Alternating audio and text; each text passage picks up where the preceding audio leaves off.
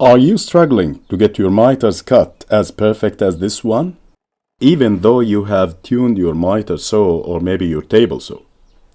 Well, stay with me and I will show you a simple trick to getting these annoying miters perfectly cut every time. To do so, you need an old saw blade and a sheet of sandpaper. You need to cut the sandpaper in a circle shape smaller than the saw blade to avoid the blade teeth.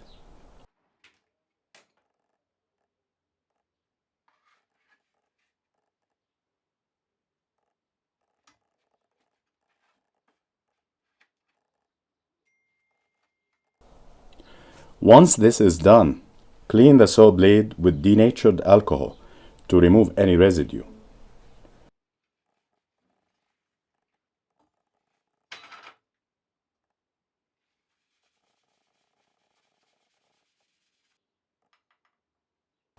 Mark the center of the blade where the stabilizer ring meets with the blade.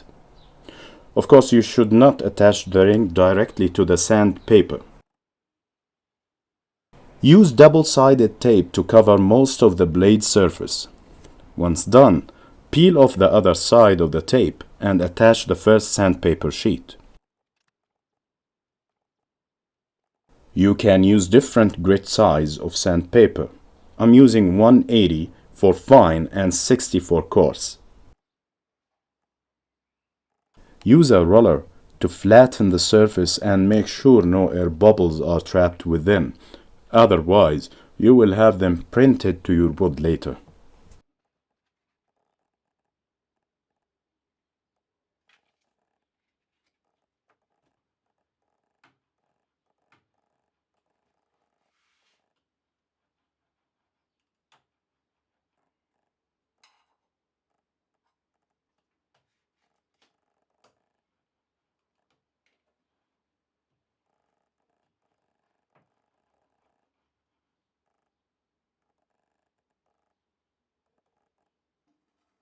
Now put your sanding blade back to your saw.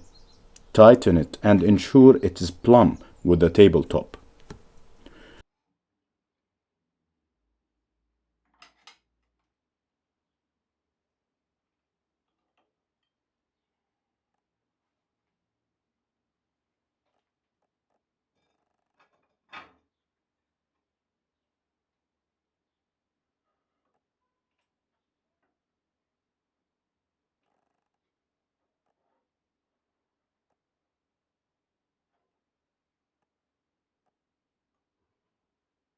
Remove the riving knife. We won't be using this blade for cutting wood anymore. Instead, add back your blade guard. Now, we need to align the table saw miter gauge with the saw blade to a perfect 45 degrees. You can use a miter protractor, similar to this one.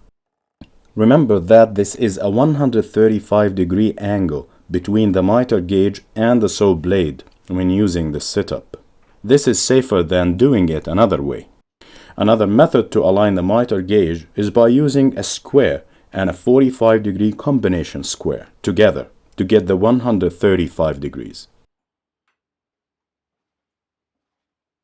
Now go cut all your 45 cuts, a bit proud of your final length, by 1/16 of an inch. Also, you can use your miter saw to cut these miters if you already made your setup on the table saw. Once all miters are cut to our best possible 45 degrees, we now can start the sanding process, a bit at a time to avoid overheating and burning the wood, as the rotation speed of the table saw is far more than a regular drum sander. If you like, you can add support at the back of the miter gauge to avoid any backward movements and in front of the fence to avoid forward movements. I'm using this Mototoyo combination square for its high accuracy and to remove any guessing. And here it is, a perfect 45 miter cut.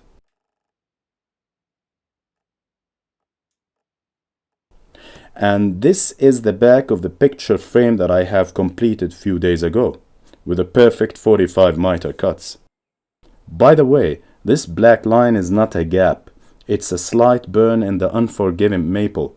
I should have reduced the sanding time intervals and the pressure a bit. I hope you find some useful information in this video to help you make perfect mitres every time. If you have any questions, please have a comment below. Thank you for watching.